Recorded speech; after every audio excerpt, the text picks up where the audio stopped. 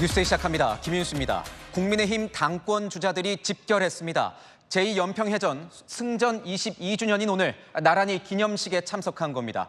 희생 장병들을 추모한 당권 주자들은 국가 안보와 보훈 정신을 한 목소리로 강조했습니다. 후보 등록 이후 첫 주말을 맞아서 지지층 표심 잡기에 열을 올리는 모습입니다. 오늘의 첫 소식, 안보겸 기자가 보도합니다. 제2연평해전 승전 22주년 기념식에 국민의힘 당대표 주자들이 모였습니다. 나경원, 원희룡, 한동훈 후보는 전사자들을 기리며 분향과 헌화를 이어갔고 영웅들의 얼굴을 담은 부조상을 두 손으로 어루만지기도 했습니다.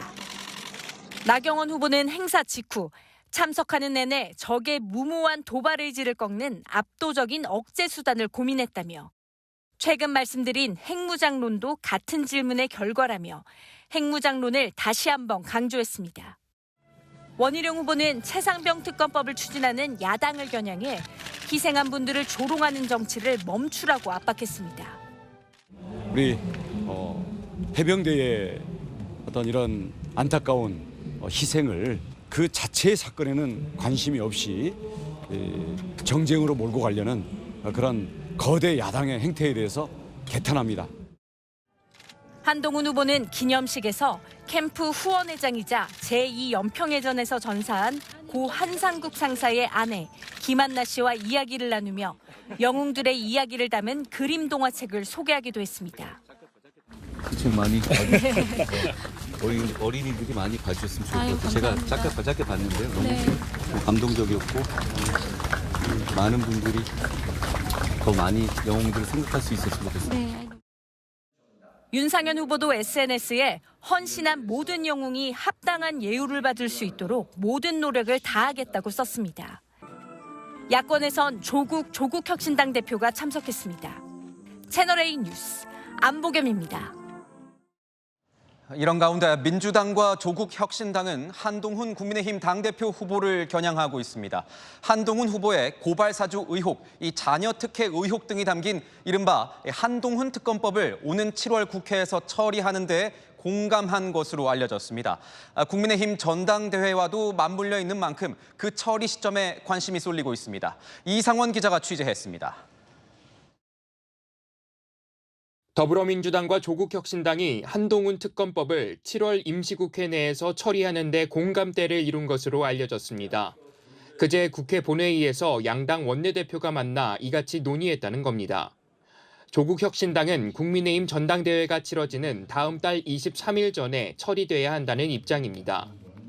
황 원내대표는 채널A와의 통화에서 한동훈 후보가 대표가 될지 알 수 없지만 상대당 대표를 특검하자는 건 현실적으로 어렵지 않느냐며 전당대회 전 처리를 강조했습니다. 고발사주, 자녀 특혜 의혹 등이 담긴 한동훈 특검법이 처리되려면 170석 민주당의 협조가 필수적입니다. 민주당과 협력해서 한동훈 특검법은 반드시 21대 국회에서 통과시키도록 하겠습니다. 박찬대 민주당 원내대표도 혁신당 요청에 우리도 적극적으로 검토하겠다고 했다면서 7월 처리 가능성을 열어뒀습니다. 다만 민주당은 우선순위를 따져봐야 한다는 입장입니다. 김건희 여사 특검법 등 이 특검 4국조 계획도 따져봐야 한다는 겁니다. 박 원내대표는 무도한 한 후보에 대한 특검을 반대할 이유가 없지만 시기는 정무적 판단이 필요하다고 했습니다. 채널A 뉴스 이상원입니다.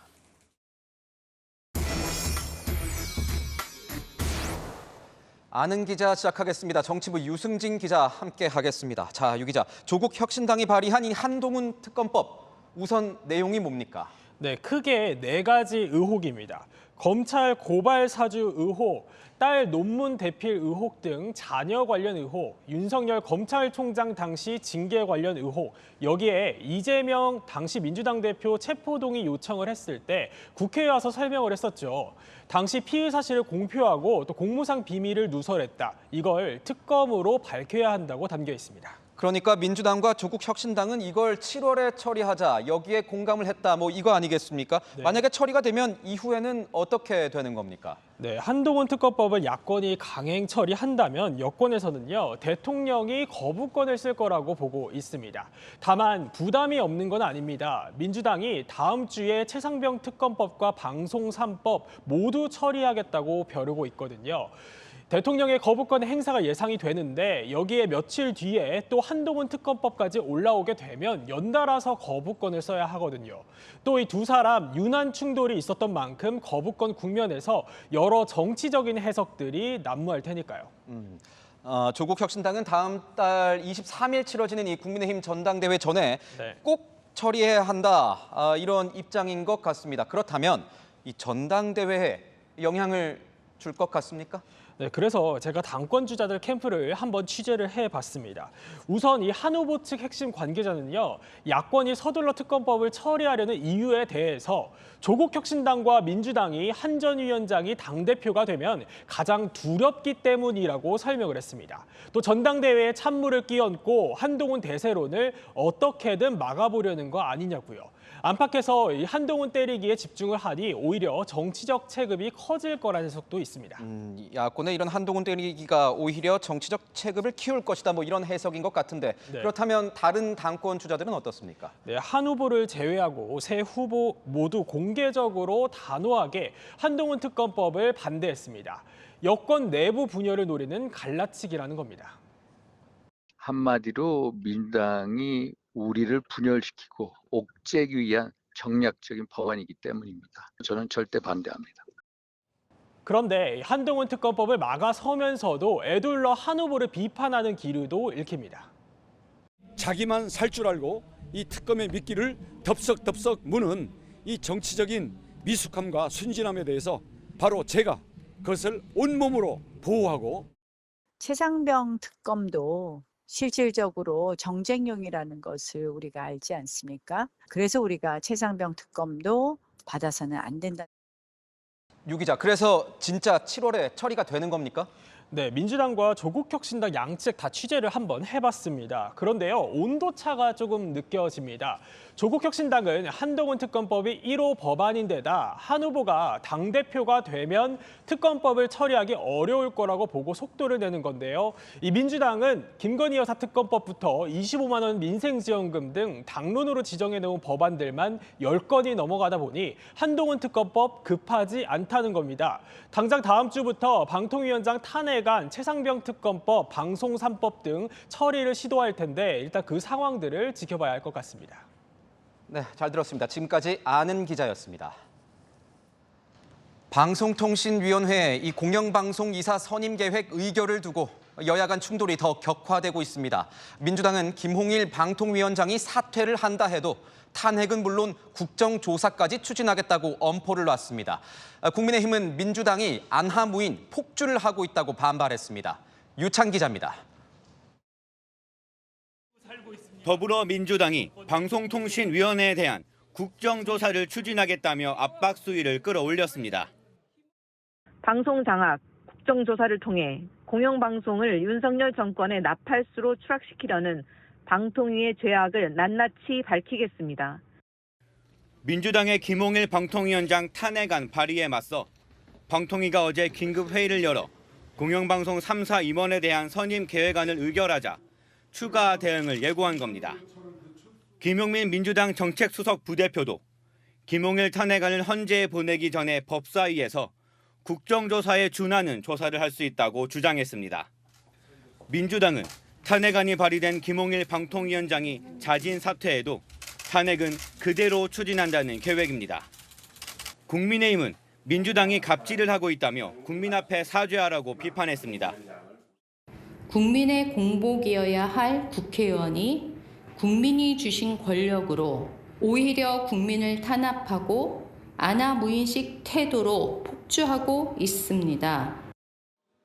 김현 민주당 과방위 간사가 방통위를 항의 방문하는 과정에서 직원에게 따지는 영상을 공개하며 여론전도 펼쳤습니다. 잠깐만요. 쓸데없는 소리 하지 마세요. 이 시간 이후부터 한마디도 거짓말하면. 김 방통위원장의 탄핵안 본회의 보고가 예상되는 다음 달 2일까지 여야의 날선 신경전이 이어질 것으로 보입니다. 채널A 뉴스 유찬입니다. 검찰이 조만간 이재명 전 민주당 대표 부부의 경기도 법인카드 유용 의혹 수사를 마무리할 것으로 알려졌습니다. 기소를 앞둔 검찰은 이 전 대표 부부의 식비가 공무원들의 야근 식대 명목으로 처리된 것으로 의심하고 있습니다. 공태현 기자의 단독 보도입니다. 경기도 법인카드 유용 의혹을 수사 중인 검찰이 이르면 다음 달 배임 혐의로 이재명 전 더불어민주당 대표 부부를 기소할 전망입니다. 검찰은 김혜경 씨가 관용차를 무단 사용하고 이 전 대표 부부가 수천만 원의 예산을 식비 등으로 무단 지출한 것으로 의심하고 있습니다. 법적 근거 없이 별정직 공무원을 수행비서로도 급여를 지출한 혐의도 적용할 것으로 예상됩니다. 검찰은 이 전 대표 부부의 아침 샌드위치를 구입할 때 특근 매식비 항목으로 부당하게 예산을 쓴 것으로 의심하고 있습니다. 원래는 공무원들이 평일 야근을 할 때 식사를 위해 배정된 항목입니다. 공익제보자 조명현 씨는 5급 수행비서 배모 씨와 매일 아침 샌드위치를 순회동 자택과 공간에 보냈고 주말까지 챙겼다고 주장해왔습니다. 가지 마요. 하나도 안 드셔갖고 다 이렇게 됐더라고요. 내일은 혹시 모르니까 이틀치 5월 5일 샌드위치까지 안 해요. 네, 맞아요. 검찰은 지난해 경기도청으로부터 특근 매식비 자료 일체를 이미 제출받았습니다. 이 전 대표 측은 그동안 식비 지출 논란에 대해 공관 회의용이란 입장이었습니다. 하지만 공무원 야식비 처리 방식을 묻는 채널A 질의엔 경기도에 물어보라고만 답했습니다. 김혜경 씨 변호인도 같은 질문에 답하지 않았습니다. 채널A 뉴스 공태현입니다. 열왕열왕 시작하겠습니다. 정치부 이현재 기자와 함께하겠습니다. 첫 번째 주제 보겠습니다. 김진표 전 국회의장이 보이는데 매우 뭐가 어떻다는 겁니까? 매우 유감입니다. 자, 김진표 전 국회의장의 회고록으로 정치권이 발칵 뒤집혔습니다. 지난 2022년 12월 윤 대통령이 이태원 참사 조작 가능성을 언급했다는 취지의 내용 때문입니다. 논란이 불거진 후 김 전 의장이 어젯밤 첫 입장을 밝혔는데 의도와 달리 사회적 논란이 되고 있어 매우 유감이라는 겁니다. 의도와 다르다. 그렇다면 원래 의도는 뭐였다는 겁니까? 김 전 의장은 대통령께 극단적인 소수 의견이 전달되는 것 같다라는 우려를 전달하려고 했다. 이렇게 해명했습니다. 평소 윤 대통령의 소신과 추진력을 높게 평가했다. 이태원 참사 진상규명을 위한 대통령의 고심을 읽을 수 있었다라고도 썼습니다. 적극적으로 진화에 나선 모습이죠. 그런데 민주당은 이 윤 대통령 공세로 좀 키우고 있지 않습니까? 뭔가 좀 다른 느낌입니다. 네, 맞습니다. 김 전 의장과 윤 대통령이 취임 초기에는 이렇게 만찬 회동도 여러 번 할 정도로 사이가 좋았습니다. 아이고, 백개를 사주.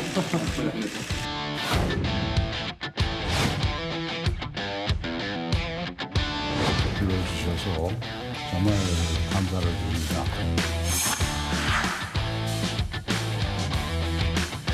의장님께 늘 감사하게 생각합니다. 민주당은 다음 달 1일 대통령 참모들이 출석하는 국회 운영위 전체 회의, 이어서 국무위원들이 출석하는 대정부 질문에서 회고록과 관련된 거친 공세를 예고하고 있습니다. 이런 상황에서 이 회고록 논란이 대통령 탄핵 입법 청원으로 번지고 있다. 이건 무슨 내용입니까? 네, 윤 대통령의 탄핵을 요구하는 국회 국민동의 청원이 조금 전 6시 반 기준으로 61만 명 넘게 동의했습니다. 청원 홈페이지에 사람들이 몰려들면서 접속 지연 사태까지 벌어지기도 했는데요. 국회 법사위로 지금 회부돼 있는데 논의로 이어질지는 불투명합니다. 네, 두 번째 주제 보겠습니다. 국민의힘 당권 주자들이 보입니다. 배신에서 사심까지 이거 공격입니까? 네, 한동훈 후보를 향한 배신자 프레임 공격이 이어지고 있는데 오늘도 쏟아졌습니다. 특정인을 위한 배신이 국민을 위한 배신이 아니라 사익을 위한 배신이라면 자신을 20년 동안 키웠던 그런 은혜에 대해서는, 인간관계에 대해서는 하루아침에 이것을 배신해도 되는 겁니까? 배신 공방이 사심 정치, 20년 키운 은혜까지 거론되며 더 거칠어졌습니다. 나경원 후보가 이틀 만에 오늘 또 이명박 전 대통령을 찾았다면서요. 네, 이 전 대통령을 만난 이 전 대통령은 나 후보를 만나 개인보다는 당, 그리고 단합을 강조했습니다. 개인보다 지금 당이 우선 급하지. 소수의 당이 여당이니까 힘을 한번 모아야 돼. 여당 같은 야당이 있는데 그렇게 힘이 분열되고 그러잖아요. 당의 뿌리를 찾아왔다는 나 후보, 한동훈, 원희룡 두 후보를 에둘러 비판했다는 해석이 나옵니다. 한동훈 후보 입장은 뭡니까? 자, 한동훈 후보 어제는 이 배신자 공세에 이렇게 맞받았습니다. 제가 배신하지 않아야 할 대상, 정치인이 배신하지 말아야 할 대상은 대한민국과 대한민국의 국민입니다. 한 후보가 오늘은 추가 입장을 내진 않았지만 오늘 제2연평해전 기념식에서 나눈 대화로 가늠할 수 있을 것 같습니다. 자신의 캠프 후원회장인 고 한상국 상사의 부인 김한나 씨에게 이렇게 말했다고 합니다. 지금 우리나라에서 제 편 들어주는 건 매우 어려운데 고맙게 생각한다고요. 당내 여기저기에서 공세를 받고 있는 상황을 표현한 것 같습니다. 지금 보면 나경원 후보, 원희룡 후보 같은 경우에는 한동훈 후보를 향한 이 한 목소리를 내고 있기는 한데 두 사람의 연대설은 아직 살아 있습니까? 나경원, 원희룡 두 후보 모두 오늘 나원 연대설에는 선을 그었습니다. 더 이상 언급하고 싶지 않습니다. 일고의 가치가 없습니다. 진전이 없는 상태에서 거론할 필요는 없을 것 같습니다. 하지만 아직 전당대회 레이스 초반이라 아예 연대를 하지 않겠다 이렇게 볼 수는 좀 없을 것 같고요. 한동훈 후보 일강구도를 흔들려는 원희룡, 나경원 후보의 행보를 계속 지켜보겠습니다. 네, 지금까지 여랑야랑이었습니다. 바이든과 트럼프의 미 대선 TV 토론 그 후폭풍이 거셉니다. 판정패 평가를 받은 바이든은 완주 의사를 밝히고 있지만 민주당 안팎에선 후보 교체 목소리가 커지고 있습니다. 워싱턴에서 최주연 특파원이 전합니다. 연단 위로 뛰어오르는 조 바이든 미국 대통령. 하루 전 TV 토론을 의식한 듯 다시 한번 트럼프를 저격합니다. Did you see Trump last night? Donald Trump will destroy our democracy. 고령 논란으로 후보 사퇴까지 거론되고 있는 바이든은 자신의 나이로 인한 한계를 인정했지만 대선 중도 하차는 선을 그었습니다. I don't speak as smoothly as I used to. I don't debate as well as I used to. But I know what I do know. 어제 토론에서 판정승 평가를 받고 있는 트럼프는 유세에서도 그 기세를 이어갔습니다. The question every voter should be asking themselves today is not whether Joe Biden can survive a 90-minute debate performance, but whether America can survive 4 more years of crooked Joe Biden in the White House. 미국 현지에서는 민주당 안팎에서 후보 교체 공방이 뜨겁습니다. 현지 언론들은 민주당 후보로 바이든 대신 부통령 카멀라 해리스가 나온다면 트럼프의 6.6%포인트 열세라는 여론조사 결과마저 보도하고 있습니다. 뉴욕타임즈 편집위원회는 바이든이 할 수 있는 최고의 공적 서비스는 재선 출마를 멈추는 것이라고 보도했습니다. 하지만 민주당 내부에서는 바이든이 대선 후보로서 자신을 지지하는 대의원을 모두 확보한 상황이어서 후보 교체 현실화는 쉽지 않다는 분석도 나오고 있습니다. 워싱턴에서 채널A 뉴스 최주현입니다. 4년이 넘는 임기 내내 내정 간섭 논란을 포함해서 각종 구설에 휘말렸던 싱하이밍 주한 중국 대사가 곧 교체됩니다. 최근 한중 관계가 차츰 개선의 기미를 보이는 가운데 바뀌는 터라 그 배경에 관심이 쏠리고 있습니다. 정다은 기자의 보도입니다. 지난해 6월 이재명 더불어민주당 대표를 관저로 초대한 싱하이밍 주한 중국 대사. 이 자리에서 이른바 배팅 발언을 해 논란을 빚었습니다. 단언할 수 있는 것은 현재 중국이 패배를 배런하는 이들이 아마 앞으로 반드시 후회는 되지 않을까 하는 것입니다. 외교가에 따르면 싱 대사가 최근 본국으로부터 귀임 통보를 받고 귀국 준비 중인 것으로 알려졌습니다. 싱 대사는 한국과 북한 근무 경험으로 한국어를 구사하는 중국 외교부 내 한반도 통으로 통합니다. 하지만 베팅 발언 논란 당시 우리 외교부는 싱대사를 초치해 양국 간 오해와 불신을 조장하는 무책임한 태도라며 유감을 표명했고 우리 정부 인사들과의 공개 접촉이 사실상 제한돼 왔습니다. 최근 이딴 고위급 교류로 한국과 중국이 관계 개선에 나선 가운데 싱대사 교체가 결정되면서 한중 관계 개선의 일환이 아니겠냐는 분석도 나옵니다. 싱대사가 지난 2020년 부임한 만큼 자연스러운 교체일 뿐이라며 의미 부여를 경계하는 목소리도 있습니다. 싱대사는 조만간 중국으로 돌아갈 것으로 알려졌습니다. 귀국 전까진 중국 국적 근로자들의 인명피해가 발생한 화성 공장 화재 사고 수습 등의 업무를 할 것으로 보입니다. 채널A 뉴스 정다은입니다. 푸틴 러시아 대통령이 북한 김정은에게 선물했던 러시아산 최고급 승용 차량. 알고 봤더니 우리 한국 업체가 만든 부품이 많이 쓰인 것으로 알려졌습니다. 북한이 가장 훌륭한 선물이라면서 자랑까지 했던 차량인데 비꼬려는 건 아니지만 참 아이러니한 상황인 것 같습니다. 권갑구 기자입니다. 블라디미르 푸틴 러시아 대통령과 김정은 북한 국무위원장이 차례로 차에 올라타고 환하게 웃으며 대화를 주고받습니다. 김정은 동지께 선물한 승용차를 두 수뇌분들께서 서로 번갈아 모시며 영빈관의 아름다운 구역의 군эт길을 달리시었습니다. 지난 19일 푸틴 대통령의 방북 중 화제가 되었던 두 지도자의 운전. 당시 그들이 탄 차는 러시아판 롤스로이스로 불리는 아우루스 리무진입니다. 한 대 가격만 10억 원 전후로 제조, 개발에만 약 1,700억 원이 든 것으로 알려졌습니다. 푸틴 대통령은 두 번이나 김 위원장에게 아우루스를 선물로 줬고 김 위원장은 그에 화답하듯 각종 공개 행보에서 아우루스를 타고 나타났습니다. 하지만 아우루스 제조사가 지난 2018년부터 지난해까지 김정은의 주적 한국에서 약 214억 원 상당의 부품을 수입했다는 보도가 나왔습니다. 로이터 통신은 세관 신고 목록을 통해 차체 부품부터 센서, 스위치, 용접 장비 등 다양한 품목을 한국에서 수입했다고 전했습니다. 다만 미국이 지난 2월부터 아우루스에 제재를 가하기 시작해 당시 수출은 위반이 아니었다고 덧붙였습니다. 러시아 측은 제재를 하면 할수록 오히려 서방 국가들이 손해를 입을 것이라고 주장하지만 Мы убеждены, что это обоюдоострое оружие и что во многом эти ограничения бумерангом бьют по интересам тех стран, которые их вводят. 로이터 통신은 여전히 러시아가 서방 기술에 의존하고 있다는 방증이라고 전했습니다. 채널A 뉴스 권갑구입니다.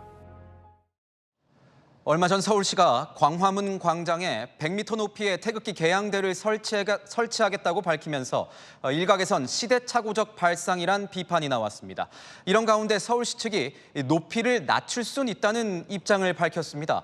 개양대 설치 자체가 도마에 오른 상황인 만큼 이 논란은 쉽게 사그라들지 않을 것 같습니다. 김단비 기자입니다. 서울시가 내후년까지 광화문 광장에 설치하겠다는 태극기 개양대의 높이는 100m입니다. 어디서든 잘 보일 수 있도록 외교부 등 주변 건물보다 더 높게 구상했다는 게 당초 설명입니다. 그대로 실현된다면 국내 최고 높이로 가능하다면 더 높일 수 있다고까지 밝혔습니다. 주변 건물보다 좀 높게 하고 그다음에 잘 보일 수 있는 위치로 해서 일단 100m를 했고 설계 과정에서 조금씩 필요하다면 높일 수 있다고 생각을 하고요. 지나친 국가주의적 조형물이란 비판이 거세게 일자 서울시 관계자는 채널A에 경관 문제가 있다면 높이를 낮출 수도 있다고 밝혔습니다. 주변보다 높게 지을 것이란 방침에서 주변을 고려하겠다는 취지로 한 발 물러선 겁니다. 다만 설치 방침에 변함이 없냐는 질문은 설계 공모 시 다양한 아이디어가 제출될 것이라며 즉답을 피했습니다. 디자인이나 높이가 아닌 개양대 자체가 논란인데 여론을 제대로 파악하지 못했다는 지적이 나옵니다. 건물들 사이에서 탁 트여 있는 그 공간이 저한테는 되게 매력적인 공간인데 의견을 많이 구해보고 결정을 짓는 게 아무래도 좋을 것 같습니다. 중요성을 생각해 보았을 때 조금 더 합의가 필요하지 않나? 앞서 정치권에서도 비판이 쏟아졌습니다. 자다가 봉창 때리는 식으로 저건 평양시장이 발표할 사항이에요. 서울시는 찬반 여론을 반영해 오는 8월 최종 설계 공모를 안내할 계획입니다. 채널A 뉴스 김담비입니다. 올해 수도권 곳곳에서 암수 한 쌍이 붙어 다니는 이 러브버그가 대량으로 출몰해서 민원이 급증하고 있습니다. 이상 기후가 불러온 신종벌레라서 방역 기준이 없는 탓에 일선 지방자치단체들은 죽이지도 살리지도 못한 채 애를 먹고 있습니다. 그래서 이번 기회에 이 러브버그를 아예 해충으로 지정하자는 움직임까지 나오고 있습니다. 정상원 기자가 취재했습니다. 서울 은평구의 봉산입니다. 나무 곳곳에 끈끈이가 설치돼 있습니다. 붉은 등 우단 털파리, 이른바 러브버그가 기승을 부리자 자구책으로 설치한 겁니다. 이처럼 나무에 설치한 끈끈이에 러브버그 사체가 많이 붙어 있습니다. 러브버그가 속출하면서 최근 3년간 민원이 폭증했는데요. 올해만 벌써 8,000건을 넘겼습니다. 그러나 방제 수준과 방법은 지자체나 자치구별로 주먹구구입니다. 광진구는 살수차를 동원하고 양천구는 소독약을 뿌리는 식인데 이마저도 민원이 들어오면 대응하는 수준입니다. 러브버그뿐만 아니라 빈대 등 최근 급증한 곤충들은 현행법상 해충이 아니어서 정부가 관리 의무도 없을 뿐더러 방역 규정도 사실상 없기 때문입니다. 이에 러브버그도 해충으로 지정하자는 움직임이 서울시를 중심으로 일고 있습니다. 다음 시의회 정례회의에 논의될 수 있도록 현재 조례를 준비 중입니다. 행정, 지방자치 정부 차원에서 어떻게 관리할 것인지에 대해서 계획을 수립할 필요가 있겠다. 서울시의 싱크탱크인 서울연구소도 최근 해충 범위를 질병을 옮기는 곤충에서 시민들에게 불편을 유발할 수 있는 곤충으로 법령을 정비하자고 제언했습니다. 개체수 조정을 한다든지 그 정도 선에서 하는 건 뭐 괜찮을 수도 있을 것 같아요. 다만 러브버그가 익충인 만큼 적절한 방역 수위가 관건이 될 것으로 보입니다. 채널A 뉴스 정성원입니다. 주유소 기름값이 오름세로 돌아섰습니다. 당장 모레부턴 유류세 인하폭까지 줄어들면서 이 기름값은 당분간 계속 오를 것으로 보입니다. 우현기 기자의 보도입니다. 서울의 한 주유소. 기름을 넣으려는 차들이 계속해서 몰려듭니다. 휘발유 가격이 하락을 멈추고 8주 만에 다시 오름세로 돌아서고 다음 달 1일부터 전국 주유소 기름값이 일제히 상승한다는 소식에 차주들은 걱정이 앞섭니다. 전기차로 바꿔야겠네요. 계속 이렇게 기름값이 오르면은 어떡하나? 안 그래도 지금도 딱히 싸다고는 생각이 안 되는데. 자주 운행을 하니까 그 차이는 많이 느끼죠. 주말에 제가 이제 또 어느 정도 소비를 하면은 알뜰 주유소나 이제 저희가 이제 포인트로 사용할 수 있는 조금 더 저렴하게 할 수 있는 데 가서 보충을 할 계획입니다. 정부가 8월까지 유류세 인하 조치를 2개월 연장했지만 휘발유와 경유 인하율을 낮추면서 당장 다음 달부터 기름값 상승이 본격화될 전망입니다. 유류세 인하폭이 줄어들면 휘발유의 경우 리터당 41원이 오르게 되는데 당장 다음 달부터 가격이 1,700원대로 올라설 수 있다는 관측이 나옵니다. 그 인하됐던 부분이 그만큼 이제 덜 인하가 되는 쪽으로 변경이 되면서 우리 기름값에는 그만큼 가격 상승이 이렇게 예상이 된다고 보시면 될 것 같습니다. 다음 주부터 한 2주 정도는 기름값 상승세가 확연히 나타날 것으로. 여름철 미국의 석유 수요가 증가하고 중동 정세 등 지정학적 리스크까지 고조되면서 당분간 기름값 오름세가 지속될 거라는 전망이 나옵니다. 채널A 뉴스 우현기입니다. 스타들의 일거수일투족을 쫓아다니다 못해서 이 사생활을 침해하고 괴롭히는 극성팬을 사생팬이라고 부릅니다. 팬심을 앞세운 이들은 수단과 방법을 가리지 않고 수집한 스타들의 개인 정보를 통해서 스토킹을 일삼고 있습니다. 사건 현장 360 이준성 기자가 취재했습니다.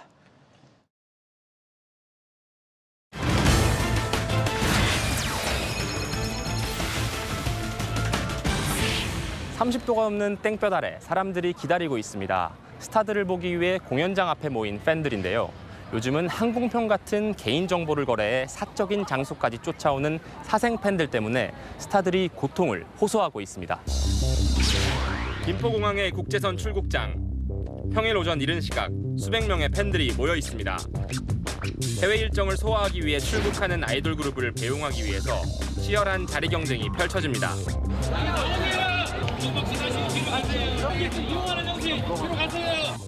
비공개 일정이지만 항공편 정보를 돈 주고 알아낸 뒤 찾아온 팬들이 꽤 많습니다. 몇 월 며칠 어느 그룹 판매 이런 식으로 많이들 사고 하세요? 거기서 그렇죠? 실제 SNS에는 유명 아이돌, 배우 등의 항공 정보 판매 글이 떠돕니다. 이들에게 연락해 돈을 보내면 날짜와 항공편명을 알려줍니다. 숙소, 미용실은 물론 본가 주소, 심지어 가족의 차량 기종까지 거래되고 있습니다. 언제부터 언제까지요? 언제까지 사람? SNS를 통해 접촉한 판매자에 따르면 연예인 개인정보를 유통하는 업자가 정보를 팔면 그걸 산 사람들이 2차로 싼 가격에 팔고 서로 교환도 합니다. 희귀한 정보는 3만 원까지도 오르지만 반대의 경우 500원 정도에 거래되기도 합니다. 도를 넘는 사생팬들의 사생활 침해에 스타들의 인내심도 한계에 다다랐습니다. 그냥 10시간 전부터 거기 대기 타고 있다가 뛰쳐 들어가는 거 쫓아간다니까. 쫓아가서 만지고 말 걸고 막. 가수 김재중은 스타들을 쫓아다니는 사생 택시들을 직접 찍어 SNS에 공유했고 뒤풀이 장소는 괜찮아요. 저희도 팬분들이 오신다면 저희도 괜찮은데 집은 오지 마세요. 하이브는 항공정보 판매업자들을 고소하며 추가 법적 대응까지 예고했습니다. 신고 고소 뭐 한다는 그런 소문이 돌아가지고 그 파는 사람들이 좀 유명한 계정을 다 잠가놨어요. 검색 안 되게 비공개 팔로우 하는 사람. 개인정보를 판 사람과 산 사람은 개인정보보호법 위반. 이 정보를 활용해 상대방 의사에 반해 여러 차례 접근을 시도한다면 스토킹 처벌법으로 처벌될 수 있습니다. 문제죠? 팬들은 안 들어봐요. 그런 팬들 진짜 괴로웠고 팬들 사이에서도 이런 치도 못 보내죠. 사건 현장 360 이준성입니다. 오늘부터 본격적인 장마가 시작됐습니다. 제주도에 물폭탄을 쏟았던 장마 전선이 북상하면서 오늘 밤부터 서울 등 수도권에도 폭우가 내릴 것으로 보입니다. 현장에 취재 기자 연결하겠습니다. 홍진우 기자, 경상권에는 이미 비가 내리고 있는 거죠? 네, 경남 창원입니다. 비가 내리고 있는데요. 시간이 지나갈수록 빗줄기가 거세지고 있습니다. 전남과 전북, 경남 일부 지역, 대전 등에 호우특보가 발효됐습니다. 오전부터 장마 영향권에 들었던 제주도엔 하루 종일 많은 비가 내렸는데요. 정오 무렵 제주 서귀포시에선 극한호우 수준인 시간당 81mm의 물폭탄이 쏟아졌습니다. 차량이 물에 잠겨 운전자가 긴급 대피했고 도로와 지하 주차장이 침수되기도 했습니다. 강한 비바람에 항공기가 결항하거나 지연되는 등 하늘길도 차질을 빚고 있습니다. 정체 전선은 내륙으로 북상 중인데요.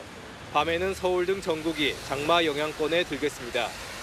기상청은 오후 6시를 기해 경기 남부와 강원 내륙, 충남과 충북 일대 등에 호우 예비특보를 내렸습니다. 정체 전선에 더해 수증기를 품은 고온다습한 남풍이 더해져 시간당 30에서 50mm에 달하는 집중호우가 예보됐습니다. 수도권과 충청 지역은 오늘 밤부터 내일 새벽 사이, 강원도와 영호남은 내일 오전까지 집중호우가 쏟아질 것으로 예보됐습니다. 밤사이 매우 강하고 많은 비 내릴 것으로 예상되어 주의가 필요한데요.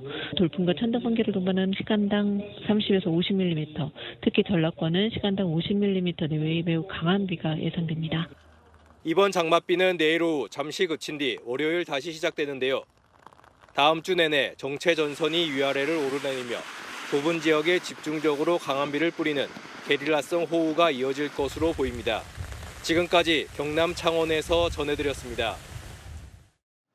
그런데 오늘 낮 동해안엔 이렇게 다가오는 장마는 아랑곳하지 않는다는 듯 피서객들이 몰렸습니다.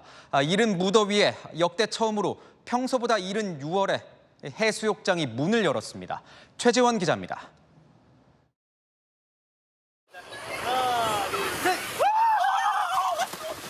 피서객들이 시원한 바다에 뛰어듭니다. 물장구를 치고 잠수도 해보며 주말의 여유를 만끽합니다. 제트보트가 푸른 바다를 시원하게 내달리고 길게 뻗은 백사장엔 알록달록 파라솔들이 늘어섰습니다. 엄마 아빠와 함께 바다에 놀러온 아이들은 시원한 물에 몸을 담그고 모래놀이를 하며 추억을 쌓습니다.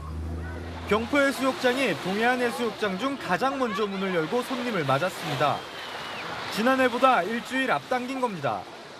동해안해수욕장이 6월에 개장한 건 역대 처음입니다.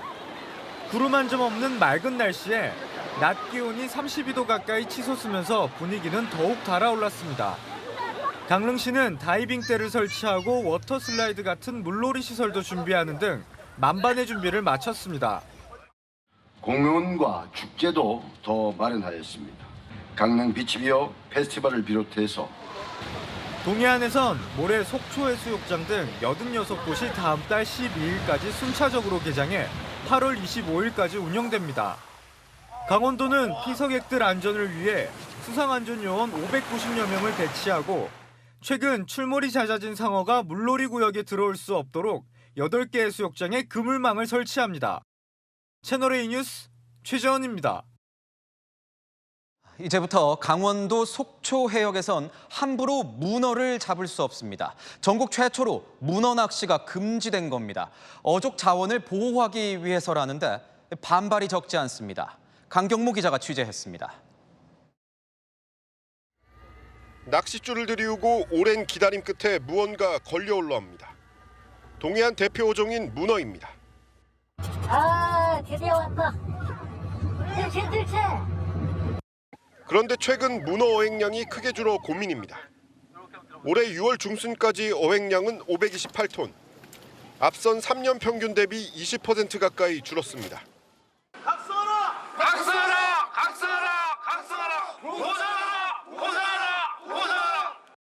어민들은 낚시꾼들이 마구잡이로 포획한 결과라고 주장합니다.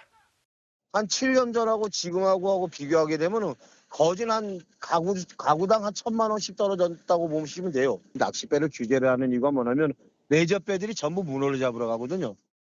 결국 속초시의회가 문어 낚시를 금지하는 조례를 통과시켰습니다. 특정 어종을 잡는 걸 금지하는 건 전국 최초입니다. 이의가 없으므로 가결되었음을 선포합니다. 속초시 관할수역에선 낚시로 문어를 잡는 게 금지되고 위반하면 300만 원 과태료가 부과됩니다. 낚시꾼들은 어처구니 없는 발상이라며 반발하고 있습니다. 바다의 주인이 어딨느냐, 다른 시군에서도 비슷한 규제가 나올 거란 불만들이 쏟아지고 법적 대응 움직임도 감지됩니다. 문어뿐만 아니고 모든 어종이 지금 다 줄고 있는데 왜 하필 문어만 콕 집어서 못 잡게 하느냐. 앞바다에서 나오는 문어가 속초 어민들 겁니까? 제주도도 비어업인의 수산자원 포획과 채취를 제한하는 조례를 추진 중입니다. 갈수록 줄어드는 어족 자원을 둘러싼 분쟁은 앞으로도 계속될 전망입니다. 채널A 뉴스 강경모입니다. 제주도 앞바다에서 유출된 기름띠를 헤엄쳐 지나가는 돌고래 무리가 포착됐습니다. 최근 들어 이 인근 해역에서 멸종 위기종인 돌고래들이 환경 오염에 고통받는 모습이 심심치 않게 목격되고 있습니다. 이기상 기자입니다. 드넓게 펼쳐진 제주도의 에메랄드빛 바다. 현무암과 어우러져 아름다운 광경이지만 자세히 보면 바닷물 위에 떠있는 기름띠가 드러납니다. 수 킬로미터에 걸쳐 강처럼 길게 펼쳐진 이 기름띠 사이를 한 무리의 돌고래떼가 헤엄쳐 지나갑니다. 멸종 위기종으로 분류되는 제주 남방 큰 돌고래인데 한반도 해역에 서식하는 30여 종의 고래류 중 개체수가 가장 적습니다. 제주 해역에 130여 마리가 서식하는 것으로 알려졌는데 1년 사이 7차례나 새끼 남방 큰 돌고래의 폐사가 확인되는 등 안타까운 상황이 이어지고 있습니다. 얘들이 호흡을 할 때 이제 수면 위로 올라오는데 기름띠가 제거가 안 되고 계속 있는 상태에서 얘들이 거기서 생활하게 되면 어떤 식으로든 간에 영향을 미치겠죠. 제주도 앞바다에서는 폐그물이나 낚싯줄에 감긴 새끼 남방 큰 돌고래도 자주 발견되는 상황. 제주대 돌고래 연구팀이 나서 구조 작업을 벌이기도 하지만 기상 상황에 따라 수개월이 걸리기도 합니다. 기름띠를 포착한 돌고래 연구팀은 즉시 해경에 알렸고 해경은 파도가 잔잔해지는 대로 원인 파악에 나설 예정입니다. 채널A 뉴스 이기상입니다. 그림 그리는 돼지로 유명한 돼지 피카소, 일명 피그카소의 마지막 작품 전시회가 열렸습니다. 과감한 붓터치로 유명한 이 돼지 화가는 동물이 만든 작품 가운데 가장 비싼 그림을 그리기도 했습니다. 장호림 기자입니다. 붉은 선으로 과감하게 휘갈겨진 그림들. 추상화가 작품이라 해도 손색 없는 이 그림들은 피그카소라는 이름의 돼지가 그린 작품들입니다. 2016년 남아프리카 공화국의 도살장에서 구조된 뒤 미술의 재능을 보여 쭉 작품 활동을 이어왔는데 캔버스 앞에 서서 붓을 물고 작품 활동을 하는 모습으로 세계적인 주목을 받았습니다. She's very smart and intelligent, and so I placed a few balls and some paintbrushes and things in her pen, and it wasn't long before I discovered that she really liked the bristles and the paintbrush for some reason. 2021년엔 그림 한 점이 우리 돈 3천만 원 정도에 낙찰돼 동물이 만든 작품 중 최고가를 기록하며 기네스북에 올랐습니다. 피그카소는 올해 3월 류마티즘 관절염이 악화돼 8살의 나이로 세상을 떠났지만 중국 충칭에서는 피그카소가 죽기 전 남긴 작품 24점이 전시되며 다시 한번 관심을 끌고 있습니다. 피그카소를 구조한 동물단체는 피그카소의 그림을 통해 도축용으로 사육되는 동물들이 다시 한번 떠올려지기를 기대하고 있습니다. 채널A 뉴스 장호림입니다. 세계 최강 우리나라 양궁 대표팀이 파리올림픽을 앞두고 오늘 아주 특별한 곳을 찾았습니다. 바로 축구장입니다. 양궁팀이 왜 여기에 갔는지 이현용 기자가 취재했습니다. K리그 경기가 열리는 축구장에 양궁 국가대표 선수들이 걸어 들어옵니다. 파리올림픽을 대비해 축구 팬들의 응원 속에 소음 적응 훈련을 한 겁니다.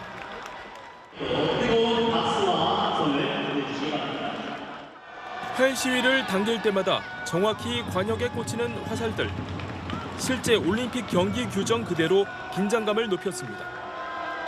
좋은 환경에서 훈련을 했는데 이 좋은 기운 잘 받아서 이번 파리올림픽에서 좋은 모습 보여드리도록 하겠습니다. 양궁 대표팀이 축구장에서 훈련한 건 이번이 처음입니다. 그동안 주요 대회가 있을 때마다 야구장에서 소음 훈련을 했었습니다. 지난 도쿄올림픽 때는 해안가에 위치한 우메노시마 양궁장을 본떠 전남 신안군 자은도에서 바닷가 특별 훈련을 벌이기도 했습니다.